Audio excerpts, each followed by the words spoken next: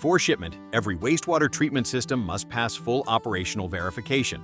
At PPU Umwelttechnik, this ClearFox Dissolved Air Flotation unit was completely assembled in its final project configuration for our Lithuanian installation.